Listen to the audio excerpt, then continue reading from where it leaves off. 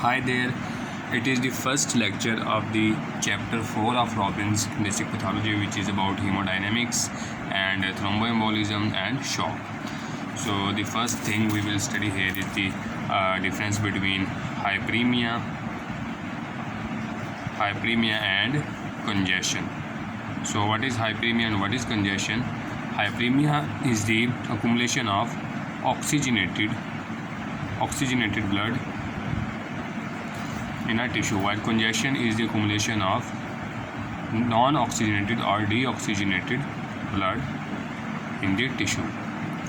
Hyperemia is basically due to arteriolar dilation. Arteriolar dilation, or the dilation of arterioles. Oxygenated blood flows into the tissues and produces the hyperemia, while when there is a venous dilation, then blood accumulates into the veins here and produces congestion. Hyperemic tissue are redder in color due to accumulation of oxygenated blood, while congested tissues are, you can say, pale or bluish in color. Bluish, you can say, better to say, due to accumulation of deoxygenated blood. Okay, then we move on here. The surfaces of any tissue, supposedly lungs, you can say, if they are hyperemic or congested, their cut surface will ooze blood. The accumulated blood will ooze out from their cut surfaces or cut edges. Okay, then we next move on towards edema. So what is edema?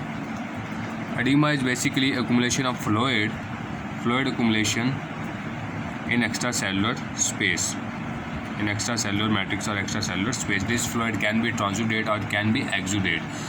When there is imbalance between hydrostatic pressures and colloid osmotic pressure, then this fluid is transudate because it is poor in proteins and cellular contents. However, if it is due to increased permeability, vascular permeability due to infections, it is called exudate because it is rich in cells as well as proteins. Okay, normally, supposedly this is a blood vessel here. Two main forces are acting here. The blood is flowing here, you can say this is the blood flow here.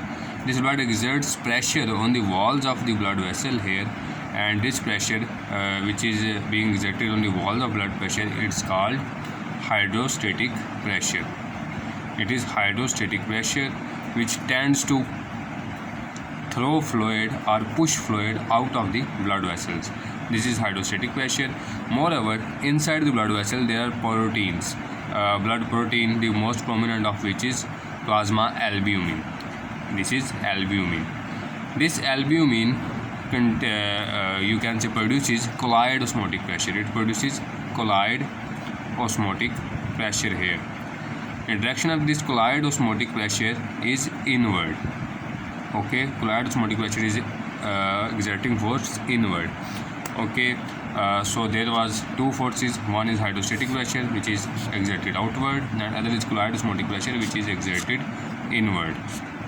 So the net force depends on their difference here. If the hydrostatic pressure dominates the colloid osmotic pressure, the fluid moves out of the blood vessel. However, if the colloid osmotic pressure dominates, fluid does not move out. Instead, from the outside, it gets into the blood vessels. Okay, so normally when blood is flowing here at the arteriolar ends, the hydrostatic pressure is higher as compared to colloid osmotic pressure, so some amount of fluid moves out of the blood vessel. However, at venular ends, the colloid osmotic pressure dominates the hydrostatic pressure because some fluid has moved out, so concentration of solute has increased here, or protein has increased here. So colloid osmotic pressure dominates here, so some amount of fluid gets into the blood vessel at the venular end. So these are the two main forces which are involved in the process of edema. So there are certain conditions which cause edema in different body parts, or can be cause generalized edema here. These conditions are principally include the condition which increase hydrostatic pressure, or conditions which decrease collide osmotic pressure, or conditions which cause lymphatic obstruction, are the conditions which increase salt and fluid retention in the body. Okay, so what are the conditions which increase the hydrostatic pressure? So coming to the first point, the condition which increase hydrostatic pressure are principally those conditions which reduce the venous return. When venous return is decreased, blood accumulates inside the veins. Blood in veins increases, and when blood in veins increases, there is increase in hydrostatic pressure of blood in veins, and due to increase in hydrostatic pressure of blood in veins, fluid moves out of the blood vessels. Okay, so all the conditions which reduce venous return increase the blood inside the veins, increasing the hydrostatic pressure and leading to loss of fluid from the blood vessels. So what are the conditions which reduce venous return? These are cardiac failures, cardiac related conditions. Okay, there can be congestive heart failure, there can be pericarditis, there can be ascites. Ascites basically is liver failure, which when liver fails, the portal hypertension occurs and the fluid accumulates into the peritoneal cavity. Moreover, venous constriction may be due to localized factors, local obstruction due to some sort of you can say object placed on the limbs, you can say, or it can be due to thrombosis, or it can be due to some lower extreme inactivity or prolonged dependency on something, and so on. Okay, these are different conditions which reduce the venous return. Next important factor here is one more thing to realize here. When there is cardiac failure, there is reduced venous return, and when there is reduced venous return, cardiac output also decreases. When cardiac output decreases, kidneys tries to compensate this reduction in cardiac output. For that, kidneys increase fluid reabsorption.